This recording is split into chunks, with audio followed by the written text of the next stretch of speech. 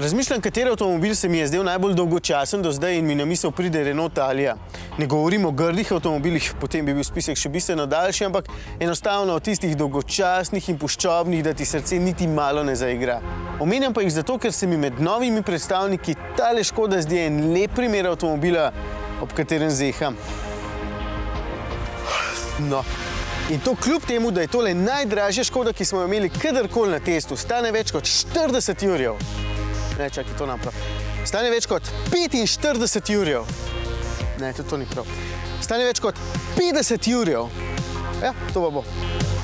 Ampak ne glede na to, kako suhoparen se mi morda zdi Kodiaq, moram priznati, da je zelo dober. Sploh, če hočete imeti velik in prostoren avtomobil, ki se lahko pelje tudi po slabi cesti in znotraj ponuja kar nekaj elegance. Da je prostoren kot hudič, je najbrž vsem jasno, to je itak ena od glavnih vrlin vseh vozil te znamke.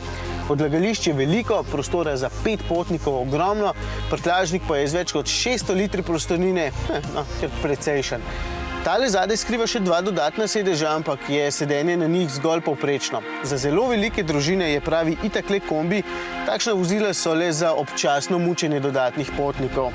Lahko pa izberete varianto brez dodatnih sedežev in potem prtljažnik še večji. Tudi izdelava je tipično Škodina, kar pomeni, da bi se lahko s čelado na glavi zaletaval v armaturno ploščo, pa bi še vedno vse ostalo enako. Tako zelo kakovostno. Notranjost tudi zelo dobro izgleda, sploh s tem velikim zaslonom, pri katerem moram takoj pohvaliti vzvratno kamero, slika je namreč kristalno čista.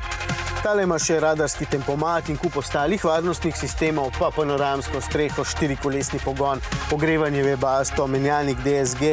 Skratka, vse, kar ta avtomobil sploh lahko ponudi, zato je cena tudi tako zasoljena.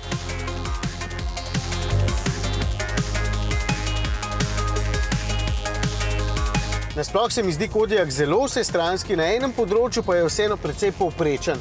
Vozne lastnosti so sicer precej boljše kot tiste pri Patrii, na katero me malo spominja, so pa tudi precej slabše od tistih pri Superbu. Če na vsak način hočete imeti takšen zajeten kolos, potem vzemite v zakup, da se zaradi večje oddaljenosti od tal bolj ziba in bolj pretresa. Podvoz je namreč precej čvrsto, da se ne bi preveč nagibal, zato avto ni posebej udoben. V zavojih se tudi čuti ta okornost, pač daleč od lahkotnosti Superba je, ampak povsem na nivoju ostalih tekmecev. In takšen 2-litrski TDI s 140 kW se mi zdi ravno pravšnji, sploh ne deluje izjemno zmogljivo, zato si niti ne predstavljam, kako počasen je najbrž Kodiaq z osnovnim motorjem. Čeprav nekaj moči tukaj pobere še 4-kolesni pogon, zato pospeševanja nikoli niso posebej suverena. 7-stopenjski DSG je dober, pač malo cukne pri samem speljevanju in včasih se malce pozno zbudi, ko je treba nekje na hitro pospešiti in prestaviti nekaj prestav nižje, sicer pa je prijeten. Torej, veliko prostora s 7 sedeži, malo terenskih lastnosti in odlična izdelava. Če potrebujete vse, to je Kodiaq za vas. Tole bi bil otrok, če bi si zvečer dala duška Volkswagen Tiguan in Charan. Prostoren avto s terenskimi vrlinami. Če terenskih vrlin ne potrebujete in vam višje sedenje nič ne pomeni, pa je moj predlog Superb, ker se bolj lepo in predvsem bolj udobno pelje. Kar poglejte ga in mi povejte, če tudi izgleda ne bolje. Zaradi vse te prostornosti in tehnike pa bo uspešnica povsem upravičena.